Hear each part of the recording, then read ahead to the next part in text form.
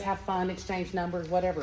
Okay, the difference is with a person with substance use disorder, something different happens to people like me and Sharon when we drink. So we're sitting at the same Mexican restaurant, having the same opportunity, the same chips. Man, gringos, the green sauce, yeah, okay? And so I get this great idea, man, that margarita looks good, and I'm like, I'll take a margarita too. We're all sitting there. When I take a drink of that, when I take a drink of a margarita, something different happens to me, physically. What was the percentage you had said? 6%? Like 90% of the population. People don't have it. Yeah, has the same response you do. You enjoy the drink, have dinner, go home. Do y'all get, my sister at Christmas time, they're popping bottles. But and they even have like on wine glasses now, it's like because I used to just get the jug, I'm not having like a little wine glass. But they have wine glasses and they have these little figures that they attach to their wine glass so people will know whose wine glass. Right. Yeah, so it's very festive. We've got a couple of trees in the house. They could maybe pop 4 or 5 bottles, and there may be 7 or 8 people and they're all having champagne and wine. And then slowly people are hugging each other goodbye. They're packing up. Oh, so good to see you, right? They're washing the dishes. They're getting ready. So again, now if I'm sitting at the Mexican restaurant with you guys, let's just say me and Sharon are both sitting there. Well, first of all, Tracy's margarita had a double shot of tequila added to it. Did you hear that? She didn't order a margarita. There's always. You already know, Ford. I'm gonna have a double shot. So you see, that's how we are right off the bat. No matter what it is. Drinks in one. It's got to be, yeah. So, but something physically different happens to me that is beyond my control. I can't shut it down. I can't make it not happen. Anybody allergic to anything in here? Strawberry, what are you allergic to? I'm allergic to a bunch of different medications. So just pick one. What happens when you take a medication you're not supposed to? My whole body will blister. And can you control that? You have no say-so. When a person with this substance use disorder, when I put it in my body, Sharon and I we both have this, when we put it in our body, something physically different happens to me that then produces what's called a phenomenon of craving. So you have a margarita, do you want another one sometimes? Sometimes, maybe one. Are you driven? Are you forced? You must get another margarita. You must go to the dope house. You must go to the motel. You must do this. Well, that's what happens to me. It produces a phenomenon.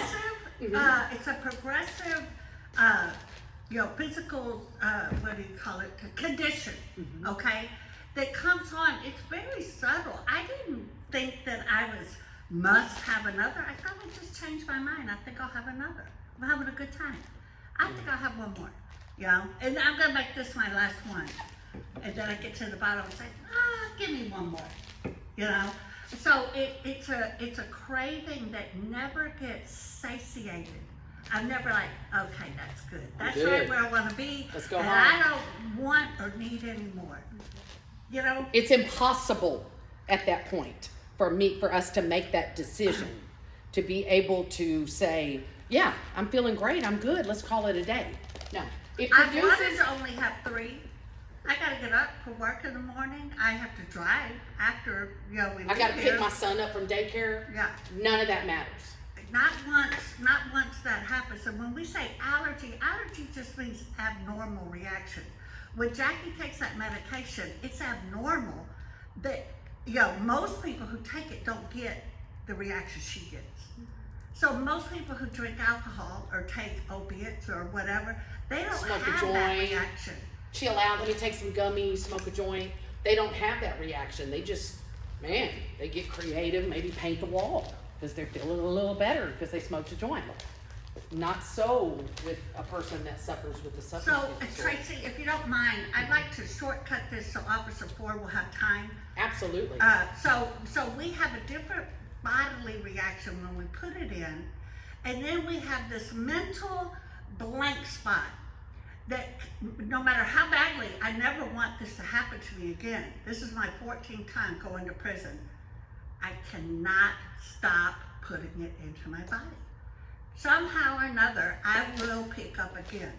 Whether I think it'll be different this time, or whether I think, F it, I don't care the consequences, or, whatever it is, I do it again. And we call that the insanity of the mind, because it's the most insane thing I've ever done is stone cold sober, put another substance in my body after the consequences that I've experienced. And then there's a cycle and a series of sprees that we go through. And we go through it, we return to it, and we emerge remorseful to never do it again. I promise. We're crying to our kids, we're in treatment, we're telling the people we're never going to do it, and then we do it again. And it's repeated over and over until the spiritual condition can be dealt with. I definitely want to invite Officer Ford. We can talk more about this, but I know they're on limited time. Thank you for reminding me. So Officer Ford had some things that he was going to share today, and I'm going to have a seat and listen. So I worked in Southeast Houston for many years, and I'll fast forward when I talked to Tracy this summer. She said, hey, I'd like you to come here and talk about what you dealt with on the streets, the prostitution, what you did here on Telephone Road. And I said, Tracy, that was years ago. It's totally changed. And she goes, no, it's exactly the same as when you were working the streets those years ago. Nothing's changed on Telephone Road. And that's what she's talking about, the renegade girl, the renegade player. It's totally different than what you hear on the news of the girls that are being exploited, the girls that are being brought into prostitution. It's a totally different game here. So I worked on a TAC team, like I said, and we did gangs, auto theft, narcotics, and prostitution. And I can remember the first time I worked undercover and picked up my first prostitute on Telephone Road towards Airways Hotel, and it was really strange to me, but it was really interesting to me, this whole life that people don't know exists that was going on here on Telephone Road. And so I arrested hundreds and hundreds and hundreds of prostitutes over the years working out here. And not only would I work as the John, but we also did prostitution reversals. And prostitution reversals where we had police officers dressed as prostitutes would set up shop in front of a hotel, and we would arrest the Johns. The John is the one that's actually paying for a prostitute. And I got to be honest with you, the first time I did that, I thought, well, I'm going to see the scum of the earth working with these Johns picking up these prostitutes, and I was in for just a total shock. It was not. It was, like you said, the business strand driving home to Pearland from downtown after his day of work picking up prostitutes. It was pastors, arrested pastors. It was businessmen. It was retired colonels. It was news reporters. It was just shocking to me, the type of people that were picking up these girls. So I've always been kind of fascinated what goes on here. And to be perfectly honest with you, that's not common. She talks about 3 police officers that were part of her life, and that's not real common. A lot of the police officers, to be perfectly honest, look at these girls as just a waste, and that they're just a dredge of society, and they're just a waste. And to be perfectly honest with you, even when you put this on Facebook, what happened immediately? What do you do? Well, my phone started going off when you put it on Facebook. All my old cop friends, what are you doing? Why are you doing this? What is going on? Really? What is this? And this is years ago, yeah. And here I've been retired for 5 years, and they're just like, what in the heck is going on? And it's not the normal mentality. I told them a story today about some prostitutes that were arrested that I dealt with here on Telephone Road that were horribly raped, and I took the reports and came back to the station. A truck driver had taken these girls, brutally raped them, dumped them back here on Telephone Road, and went back to the station, took the report, and took it real serious to catch this guy. And a lot of my friends were like, "You can't rape a whore." That was their words. And to me, I didn't see these girls like that. These girls are created in God's image. They have a worth. They're people that God created, and they have a worth. And to make a long story short, this guy was arrested and he got 50 years in prison. The district attorney had a great assistant district attorney. She took these girls, put good clothes on them. They testified, did a wonderful job, and and this guy went to prison for it. But it was it's not. I don't think that's the normal thought of a lot of policemen. They don't really see these girls as worth. I'm gonna tell the story about you, if you don't mind. When I worked these streets for many years, and there's a hotel on the south side of Telephone called Airways Hotel. Went in that hotel 20-something years ago, and I ran into Tracy. And Tracy was prostituting in that hotel. And I had dealt with so many different prostitutes, but there was something about Tracy that was different. And I don't think I'd ever done this before. And she needed to go to jail. She was breaking the law. She needed to go to jail. But there was something different about her, and I saw that she had something, I don't know, there was just something I saw in you that was different than all the other girls. So we chose to take her home. My partner and I chose to take her home. And so we drove her, we said, where do you live? And I just live right over here off of Belfort and Broadway. And so we took her over by Hobby Airport. I'll never forget, we took her home. And to be honest with you, I was kind of shocked because it's a really nice house, had a very loving mother. And we told her mother, we got your daughter on the streets, or we chose to take her home rather than go to jail. And her mother hugged her and took her back in. And you know, we put her there hoping that would be the last time we saw her. And unfortunately it wasn't. You know, we didn't see her on the streets for a little while, but over the years, I can't tell you how many times I arrested Tracy. I mean, it's a lot. And not only as a uniform cop, but undercover.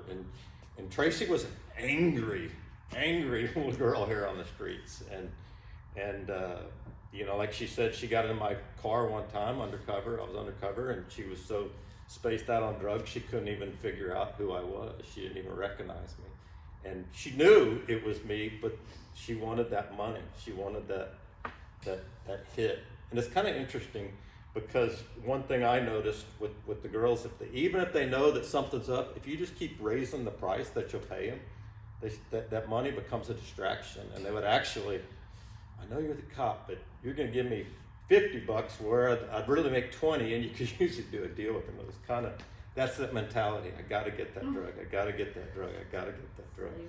So I put her in jail that day, and then dealt with her so many times. They even arrested you on, I don't know if you remember this, but on the other side of the tracks over off OST. OST? Yeah. I had to go over there because y'all wouldn't leave me alone. Yeah. Did you pull up? Okay, see, now I always wondered this. Was it you that pulled up by the Dixie? That motel, the Dixie? Yeah. I think you were in the same black truck. No, it was actually my partner. It was Englehart that got A different guy? Yeah, he looked kind of like me, but he got you that night. But it was... I do remember that arrest. But I dealt with her and so many years and so many other girls over the years. And obviously I've dealt with you and I don't remember. And it's really strange because, like I said, I've arrested hundreds of girls, prostitutes in this area. And I can't remember any of them. And I don't know if it was God just protecting me because I do see value in you. I do see value in these girls. I don't see you as just a check mark or just a dredge of society. I see value in you. And so I think when I retired, over time it's depressing because I don't have any success stories. I put lots of prostitutes in jail. Well, it's not a great success story other than what I got to do is put girls in jail. And so I think God protected me that I don't really remember any of them. And people ask me, tell me a cop story, and I've done a lot of things in my career, and I just can't really remember a lot of them. But last summer I woke up, like I said, my wife and I live in Mexico, and I woke up one morning and Tracy Dudley just was in my head. And I was like, Tracy Dudley, and I remembered everything. is your birthday in August or? No, it's February 14th. Oh, February 14th. But it's just weird how how it just popped in my head. So I was like, wonder whatever happened to Tracy Dudley. And I can remember some of the girls like Tasha, no clue what her last name is. Tuesday, no clue what her last name is. Babyface, no clue. But it's so weird how God made me remember Tracy Dudley. So I got on Facebook. I was like, wonder what Tracy Dudley's doing. Pull it up, and it pops up, and there's this face, and it says ministry. This girl Tracy ministry. That girl Tracy ministry, and former chaplain for Harris County Sheriff's Department, attended Bible studies at College of Biblical Studies, and I was like, wait, is this the same Tracy Dudley that I dealt with on the street?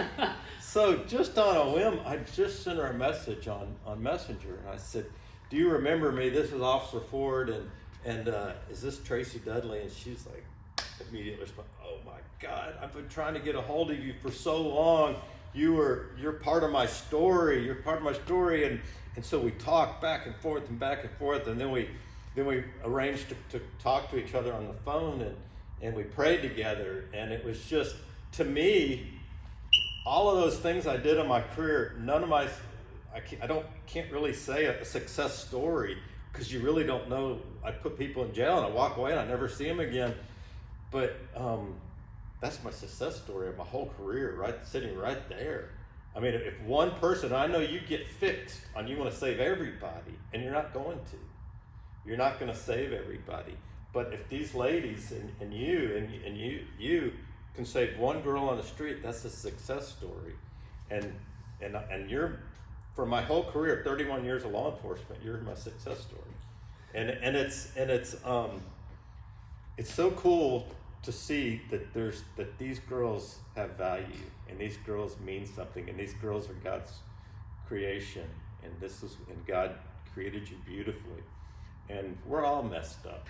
I'm messed up. You're messed up. Everybody. The Bible says, for all have sinned and fall short of the glory of God. And you sin in different ways than I do. And you have different temptations than I do. But I see value in you.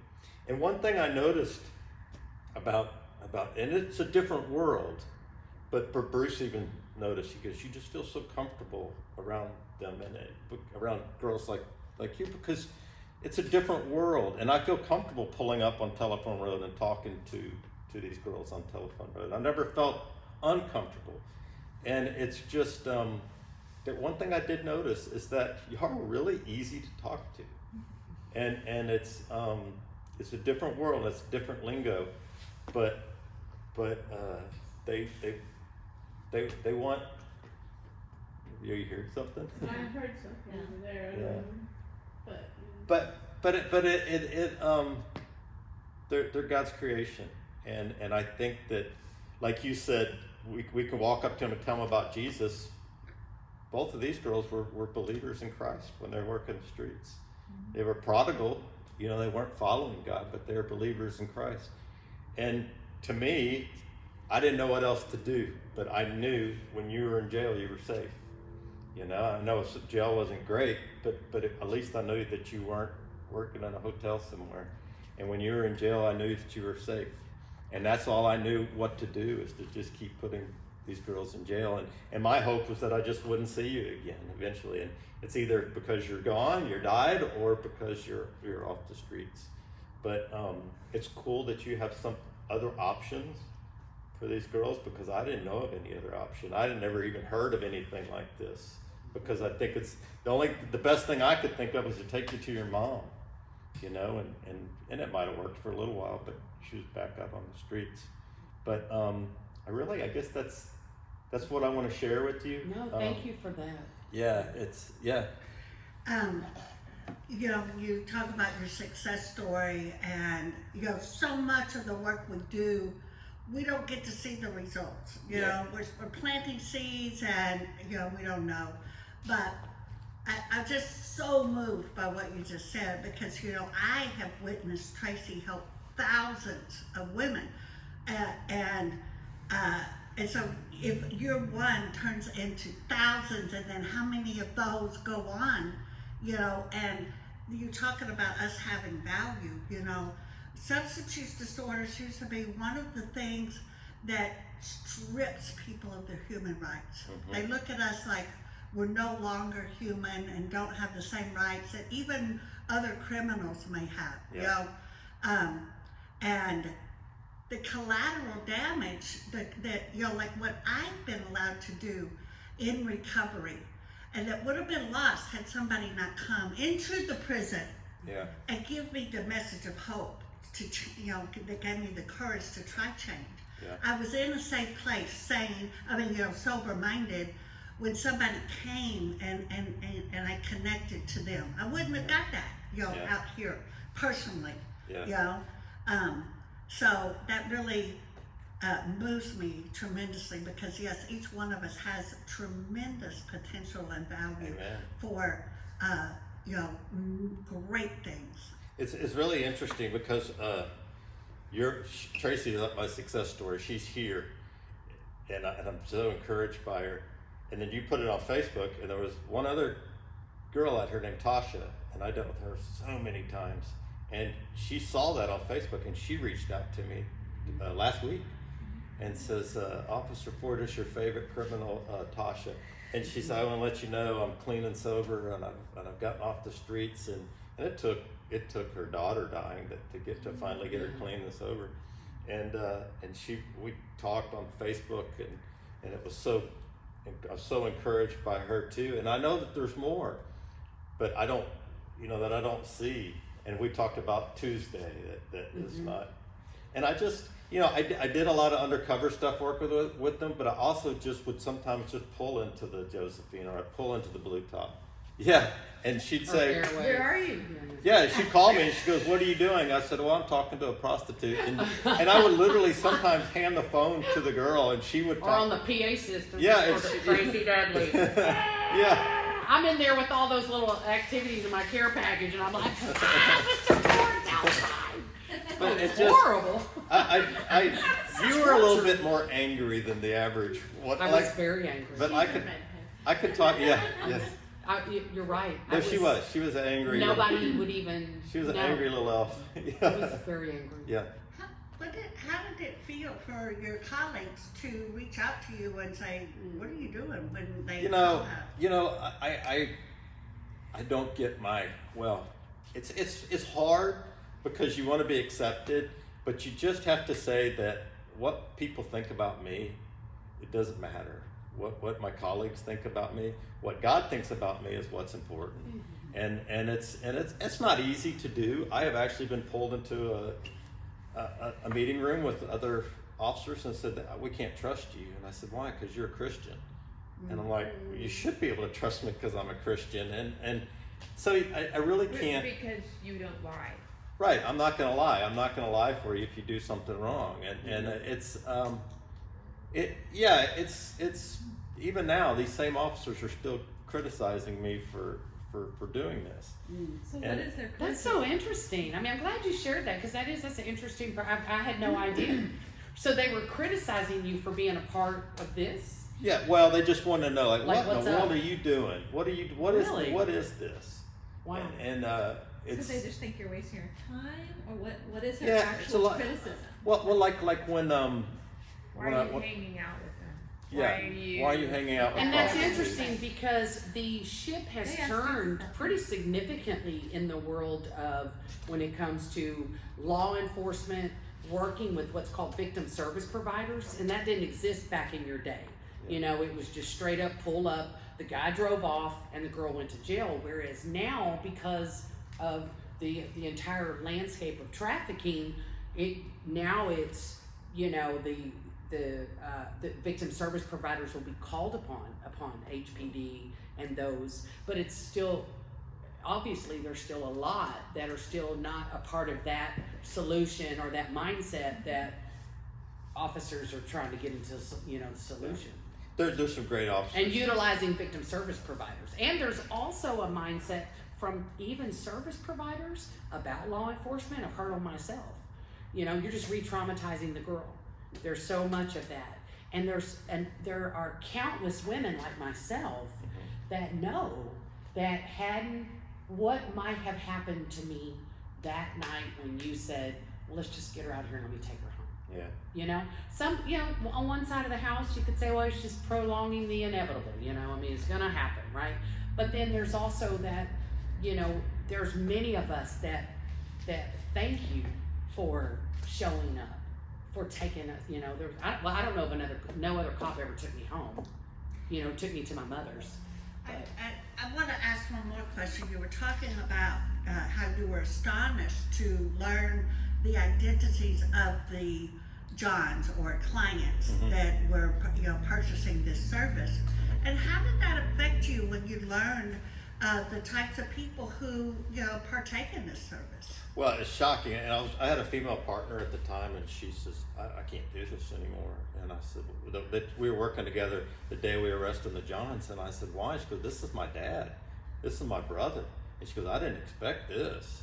And I'll be, I don't know if this, are you recording this? But Well, we don't have to share it. No. We don't have to share this. I don't want this put on Facebook No, or anything, no. but my partner just got arrested, was a prominent police officer. He just got arrested for prostitution, and he's got a felony record now. And he was my partner out here on the streets, and he retired, and he's real high in another division of.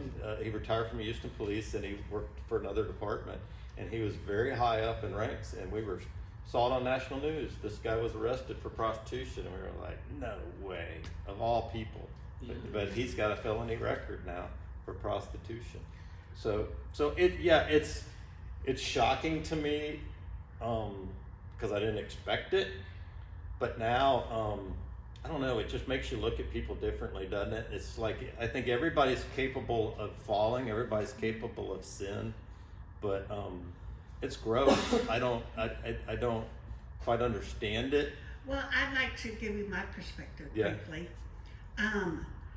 I used to think that being a prostitute must be the most horrific thing that you would have to do.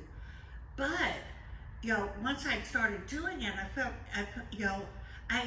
I was providing a service for a fee, and that for somebody who wants to purchase that service, a blowjob, that maybe their wife doesn't want to do that, or maybe that whatever, that this is a way that they can engage in that action without really violating the fidelity of a marriage in a way, that can justify it because it's not an affair.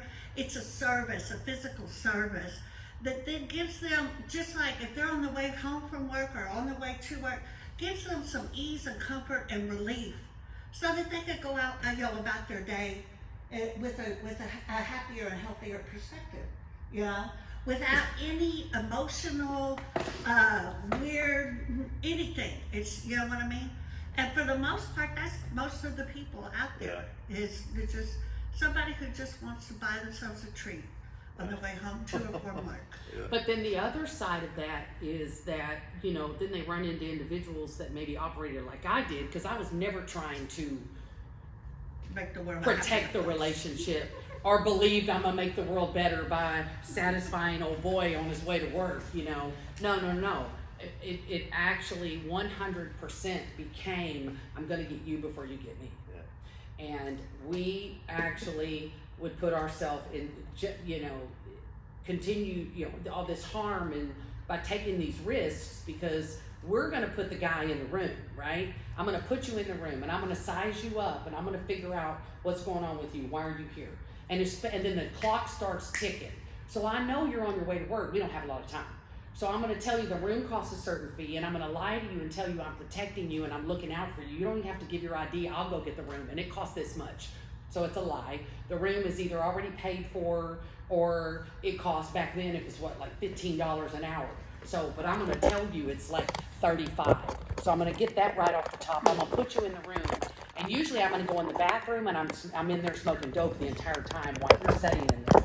And they're getting nervous. They're in a hurry. They're trying to get out of there. And then if I can look for weak spots in this person, like maybe they like to do cocaine on the weekend, maybe they do like to party a little bit, or maybe they just got off a boat and they got a whole lot of money and they're looking to, so I'm going to see if I can, so some of these men literally on their way to work, on their way home, literally, we're getting their car, we're getting their debit card. If I can get you hooked on drugs, that's even better. Then you get stuck and you can't leave the room. So I'm going to get your PIN number to your debit card, and I'm going to the bank and I'm withdrawing all your money. And that's the other side. And that's why, in my opinion, both need healing. You talk about the person that's totally hitting the street, picking these girls up, getting lost in this life, and then the girl, and Sharon was talking about this earlier, that's where you get into who's exploiting who. So you're picking me up thinking one thing, and my mindset is keep thinking that. That's what you think is going to happen. But the clock is ticking, and I'm trying to get out of this as safely and as quickly as possible. Let me get my little care package, and I'm going to try to take out of that situation what I can. And usually it's just, I'm just going to get your money and I'm gone. Which is why they're called tricks. Absolutely, because I'm fixing to trick you. You think this is what's fixing to happen. That's not what's fixing to happen. And then I knew other people like Sharon on the street. You remember Kitty? Mm-hmm.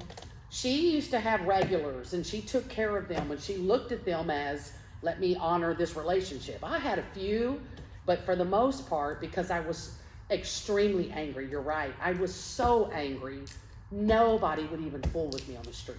I was literally a size 3 with blood running down my arms, walking down Telephone Road. I was that deep in addiction and hatred and anger and law and pain.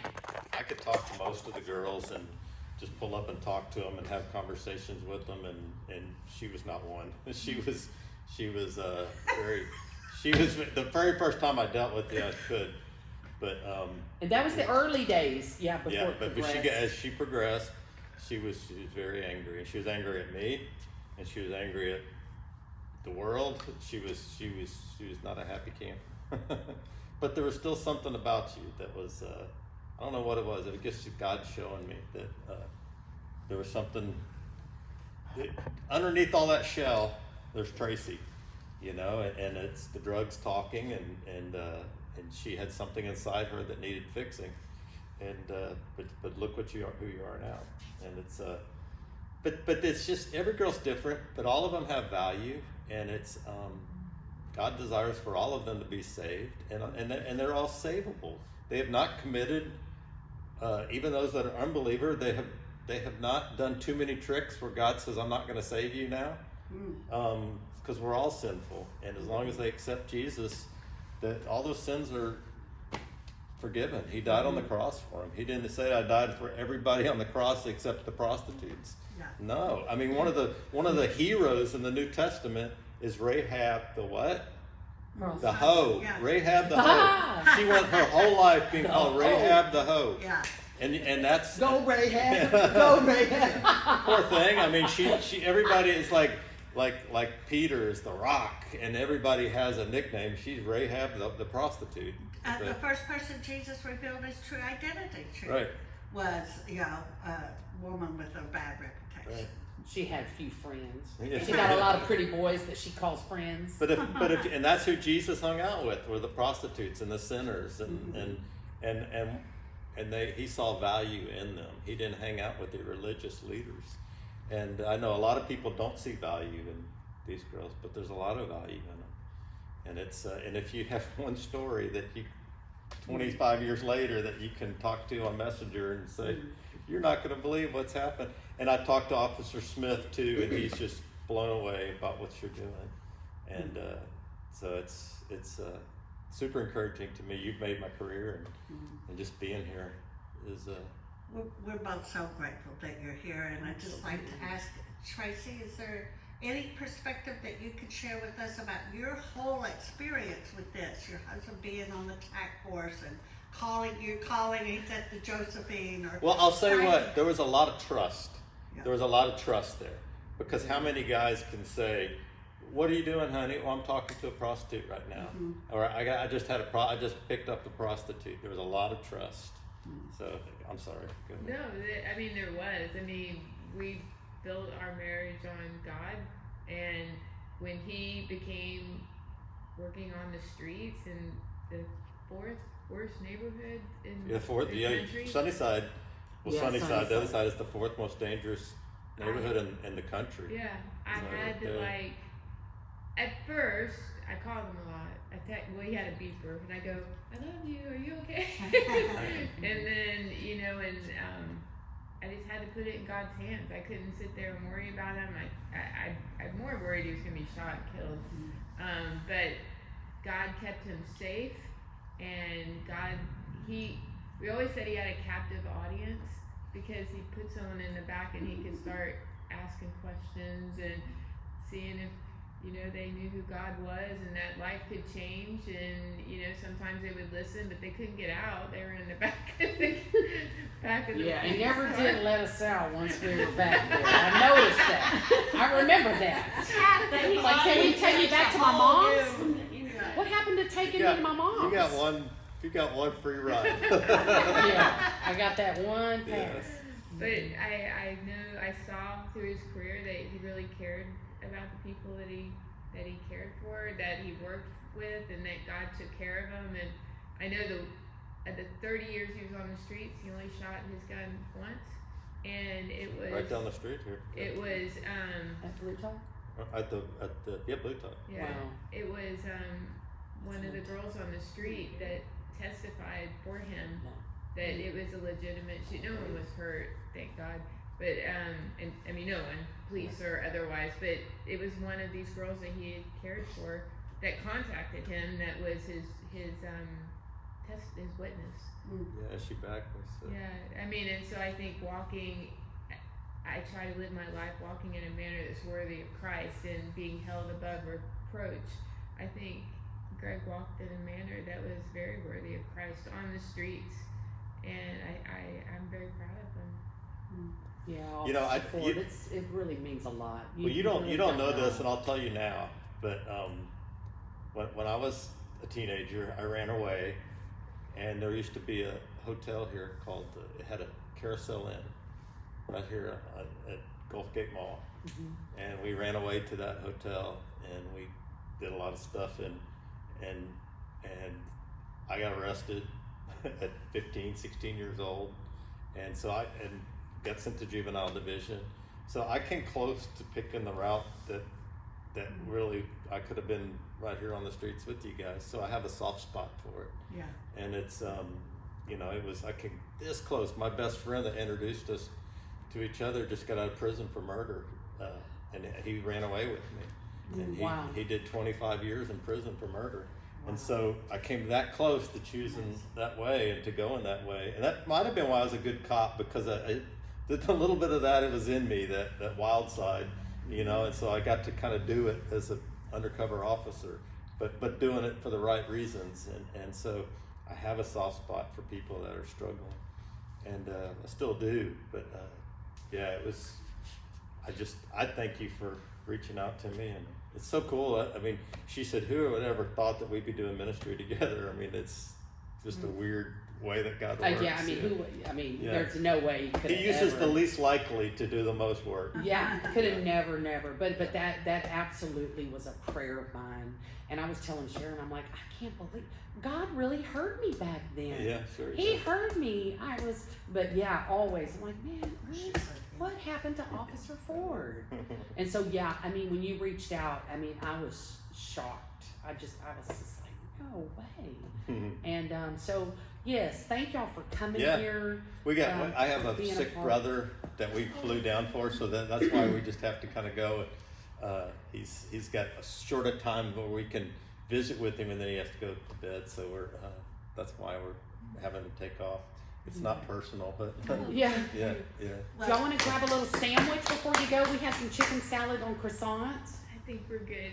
Okay, can we do a picture?